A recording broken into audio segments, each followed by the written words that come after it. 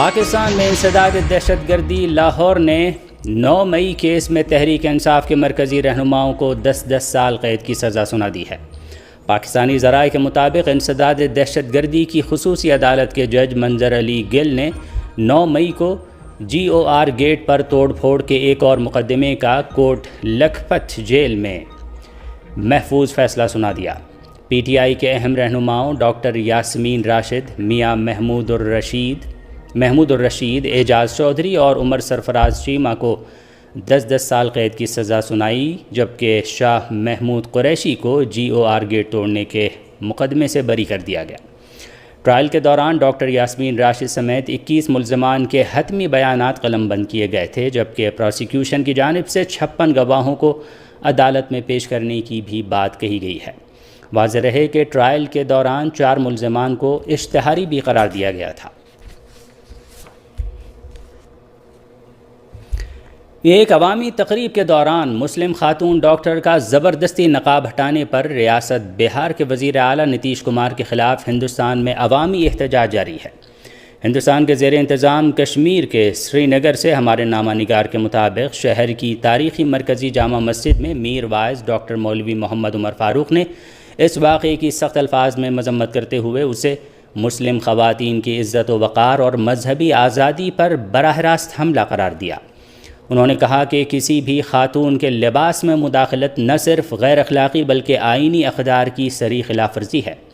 چھتہ بل سری نگر میں خطاب کرتے ہوئے مولانا مسرور عباس انصاری نے بھی واقعے کو شرمناک قرار دیا اور کہا کہ ایسے اقدامات سماج میں نفرت اور عدم تحفظ کے احساس کو فروغ دیتے ہیں۔ ادھر تاریخی امام بارگاہ حسن آباد میں آغا سید مجتبیٰ نے بھی واقعے کی شدید مذمت کرتے ہوئے ذمہ داران کے خلاف فوری کارروائی کا مطالبہ کیا۔ پیپلز ڈیموکریٹک پارٹی کی رہنما التجا مفتی نے سری نگر میں پولیس حکام کو تحریری درخواست ارسال کر کے بہار کے وزیر اعلیٰ نتیش کمار کے خلاف FIR درج کرنے کا مطالبہ کیا ہے۔ وادی کے دیگر مذہبی اور سماجی حلقوں نے بھی مطالبہ کیا ہے کہ اس معاملے میں بلا امتیاز قانون کو حرکت میں لایا جائے تاکہ خواتین کے وقار اور مذہبی آزادی کا تحفظ یقینی بنایا جا سکے۔ اپوزیشن لیڈر راہل گاندھی نے نئی دہلی کی مرکزی حکومت پر سخت حملہ کرتے ہوئے کہا ہے کہ کانگریس پارٹی VBG رام جی بل کی پارلیمنٹ سے زبردستی منظوری کے خلاف ملک گیر محاذ قائم کرے گی۔ کانگریس کے سابق صدر راہل گاندھی نے اس متنازعہ بل کی منظوری پر کڑی نکتہ چینی کرتے ہوئے کہا کہ پارلیمانی روایات کو پامال کرتے ہوئے منریگا کی جگہ لینے والا VBG رام جی بل زبردستی پارلیمنٹ سے منظور کرا کر کروڑوں لوگوں کی امیدوں پر پانی پھیر دیا گیا۔ لوک سبھا میں اپوزیشن رہنما نے خبردار کیا کہ دیہی ہندوستان کی امیدوں کو ختم کرنے والی حکومت کی اس اسکیم کو کامیاب نہیں ہونے دیا جائے گا اور جن لوگوں کو معاشی طور پر کمزور کرنے کی سازش کی گئی ہے ان کے ساتھ کھڑے ہو کر حکومت پر منریگا کی واپسی کے لیے دباؤ بنایا جائے گا۔ کانگریس لیڈر نے منریگا کو غربت کے خاتمے اور بااختیار بنانے والے دنیا کے سب سے کامیاب پروگراموں میں شمار کیا اور کہا کہ ہم اس اقدام کو ناکام بنانے کے لیے مزدوروں، پنچایتوں اور ریاستوں کے ساتھ کھڑے رہیں گے اور اس قانون کو واپس لینے کے لیے ایک ملک گیر محاذ تشکیل دیں گے۔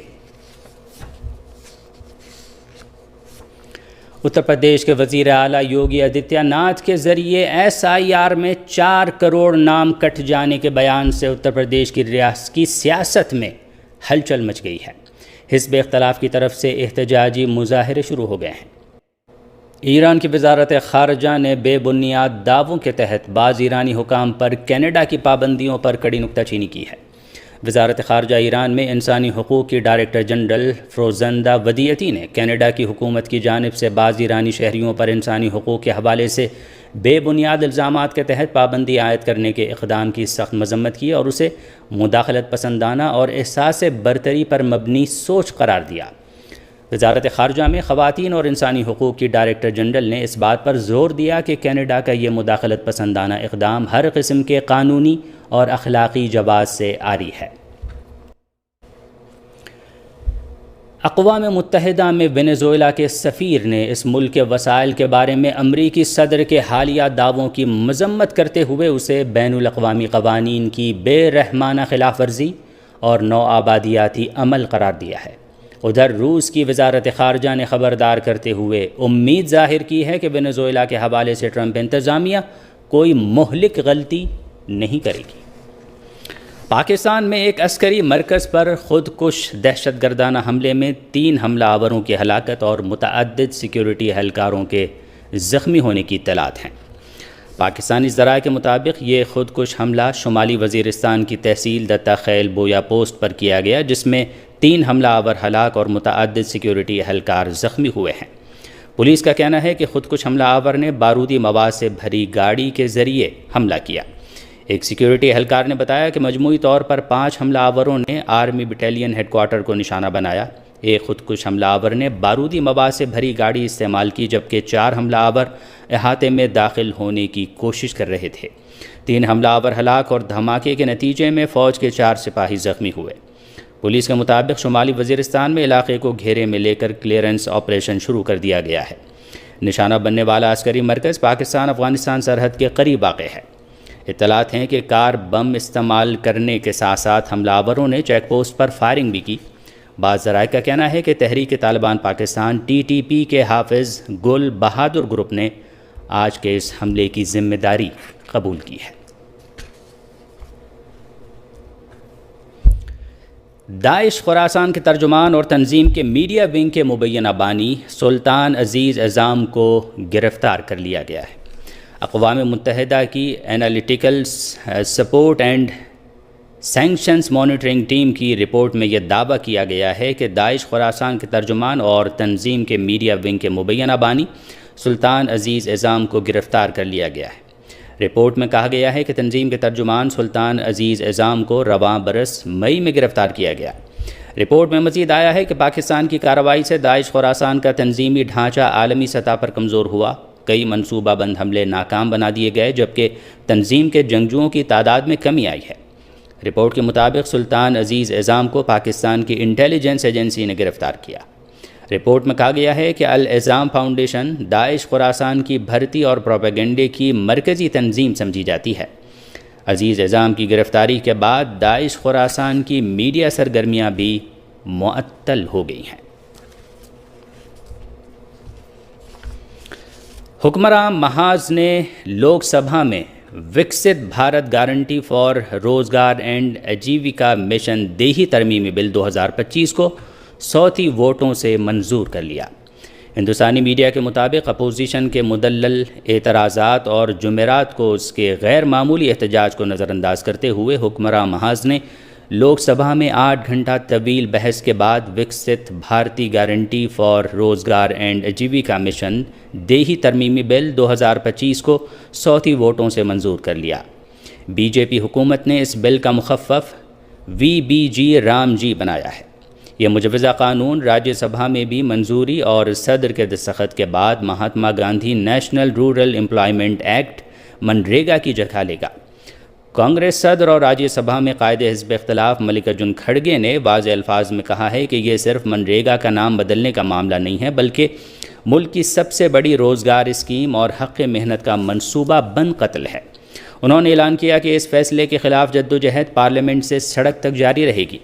بل کی منظوری سے قبل اپوزیشن نے ایوان میں ایسا شدید احتجاج کیا جس کی نظیر خال خال ہی ملتی ہے، اور اس کے باوجود بل کو صوتی ووٹوں سے منظور کیا گیا۔ بنگلہ دیش میں مظاہرین نے آج ملک کے 2 اہم اخبارات دفاتر پر حملہ کر کے ان کی عمارتوں کو آگ لگا دی۔ میڈیا ذرائع کے مطابق یہ پرتشدد واقعہ اس وقت پیش آیا جب بنگلہ دیش میں گزشتہ برس شیخ حسینہ مخالف تحریک احتجاج کے کارکن شریف عثمان ہادی سنگاپور کے ایک اسپتال میں انتقال کر گئے۔ اس خبر کے پھیلنے کے بعد مظاہرین نے بنگلہ دیش کے 2 اہم اخبارات کے دفاتر پر حملہ کر دیا اور ان میں سے ایک ادارے کی عمارت کو آگ لگا دی، جس کے نتیجے میں صحافی اور دیگر عملہ عمارت کے اندر پھنس گئے۔ خیال رہے کہ شریف عثمان ہادی شیخ حسینہ کے خلاف اٹھنے والی عوامی تحریک سے جڑے انقلاب مانچو کے ترجمان تھے۔ اسی تحریک کے نتیجے میں سابق وزیر اعظم شیخ حسینہ مستعفی ہو کر ہندوستان میں پناہ لینے پر مجبور ہوئیں۔ ہادی کو گزشتہ جمعے کو 2 موٹر سائیکل سواروں نے گولی مار دی تھی۔ کہا جا رہا ہے کہ ہادی پر مبینہ طور پر شیخ حسینہ کی پارٹی عوامی لیگ کے ایک حامی نے قاتلانہ حملہ کیا۔ بنگلہ دیش حکام کا کہنا ہے کہ انہوں نے اس حملے کے مشتبہ افراد کی شناخت کر لی ہے، جبکہ حملہ آور ممکنہ طور پر ہندوستان فرار ہو گیا ہے۔ بنگلہ دیش نے ہندوستان کے سفیر کو طلب کر کے ان سے مطالبہ کیا ہے کہ ملزموں کے ہندوستان میں ہونے کی صورت میں وہ انہیں گرفتار کر کے ڈھاکہ کے حوالے کر دیں۔ صہیونی فوج نے ایک بار پھر غزہ کے مختلف علاقوں میں وسیع پیمانے پر جنگ بندی کی خلاف ورزی کرتے ہوئے متعدد فلسطینیوں کو شہید و زخمی کر دیا۔ فلسطینی خبر رساں ایجنسی معن نے خبر دی ہے کہ صہیونی فوج نے جمعے کے روز غزہ پٹی کے جنوبی اور شمالی علاقوں میں جنگ بندی کی خلاف ورزی کرتے ہوئے فلسطینی شہریوں کے خلاف فضائی، زمینی اور بحری حملے انجام دیے ہیں۔ عینی شاہدین نے معن نیوز ایجنسی کو بتایا کہ جمعرات کو صہیونی فضائی حملے میں شہید ہونے والی خاتون کی لاش ابھی تک علاقے کی سڑک پر پڑی ہے۔ ان کے مطابق 3 نوجوان فلسطینیوں کو بھی صہیونی فوجیوں نے خاتون کی لاش لے جانے کی کوشش کے دوران گولی مار کر زخمی کیا۔ معن کے مطابق صہیونی فوج کے توپ خانے نے خان یونس شہر کے مشرقی علاقوں پر گولہ باری کی ہے، جبکہ صہیونی جنگی طیاروں نے بھی جنوبی غزہ کے شہروں خان یونس اور رفح کے ساحلی علاقوں پر گولہ باری اور بمباری کی ہے۔ فلسطین آن لائن نیوز سائٹ نے بھی اطلاع دی ہے کہ گزشتہ 24 گھنٹوں کے دوران خان یونس کے بنی سہیلہ محلے میں عام شہریوں پر صہیونی دہشت گردوں نے فضائی حملے کیے، جن میں ایک خاتون سمیت 4 افراد شہید ہوئے اور ان کی لاشیں تاحال مل نہیں سکی ہیں۔ اقوام متحدہ کے ورلڈ فوڈ پروگرام WFP نے کہا ہے کہ غزہ میں خوراک کی رسائی میں بہتری آ رہی ہے، تاہم اہل غزہ کی زندگی بدستور ابتر حالات کا شکار ہے۔ ادھر انتہا پسند صہیونی آباد کاروں کے ایک ٹولے نے غزہ پٹی پر دھاوا بول کر علاقے میں صہیونی بستیوں کی تعمیر کا کام دوبارہ شروع کرنے کا مطالبہ کیا ہے۔ پاکستان نے افغان ڈپٹی ہیڈ آف مشن کو طلب کیا اور افغان سرزمین سے پاکستان کے خلاف ہونے والے دہشت گردانہ حملوں پر طالبان حکومت کو سخت احتجاجی مراسلہ جاری کیا ہے۔ شمالی وزیرستان میں پاکستانی فوجی کیمپ پر خارجی گل بہادر گروپ سے تعلق رکھنے والے خوارج کے دہشت گرد حملے کی شدید مذمت کرتے ہوئے دفتر خارجہ نے فتنہ الخوارج کو افغان طالبان کی حکومت کی مسلسل حمایت اور سہولت کاری پر پاکستان کی شدید تشویش سے آگاہ کیا۔ پاکستان نے افغان سرزمین سے پاکستان کے خلاف شروع کیے گئے دہشت گردانہ حملوں کے ذمہ داروں اور سہولت کاروں کے خلاف مکمل تحقیقات اور فیصلہ کن کارروائی کا مطالبہ کیا ہے۔ غزہ میں اسرائیلی حملے میں کم از کم 6 فلسطینی شہید اور متعدد زخمی ہو گئے ہیں۔ یہ حملہ اکتوبر میں امریکی ثالثی میں ہونے والے معاہدے کے نافذ ہونے کے بعد اسرائیل کی جانب سے جنگ بندی کی سینکڑوں بار خلاف ورزیوں میں تازہ ترین حملہ ہے۔ بنگلہ دیش کی عبوری حکومت نے نوجوان رہنما شریف عثمان ہادی کے انتقال پر آج سرکاری سوگ کا اعلان کیا ہے۔ گزشتہ ہفتے وہ ڈھاکہ میں گولی لگنے سے زخمی ہوئے تھے۔ وہ سنگاپور کے اسپتال میں زخموں کی تاب نہ لاتے ہوئے چل بسے۔ ان کی نماز جنازہ آج قومی پارلیمنٹ ہاؤس میں ادا کی جائے گی۔ آج انسانی یکجہتی کا عالمی دن منایا جا رہا ہے۔ یہ دن ہر سال عالمی چیلنجوں سے نمٹنے کے لیے اتحاد، تعاون اور مشترکہ ذمہ داری کی اہمیت پر زور دینے کے لیے منایا جاتا ہے۔ انڈر 19 ایشیا کپ کا فائنل کل پاکستان اور بھارت کے درمیان دبئی میں کھیلا جائے گا۔ میچ صبح 10 بجے شروع ہوگا۔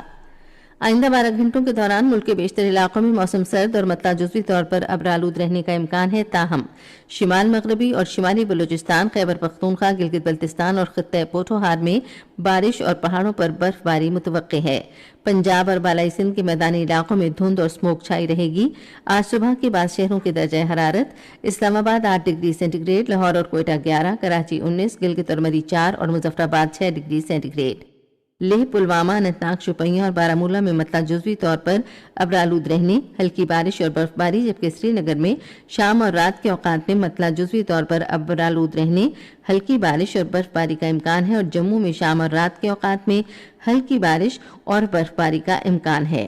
آج ریکارڈ کیا گیا درجہ حرارت: Srinagar 2 degree centigrade, Jammu 9، Leh -6، Pulwama, Shopian اور بارہمولہ 1 اور اننت ناگ میں 0 ڈگری سینٹی گریڈ۔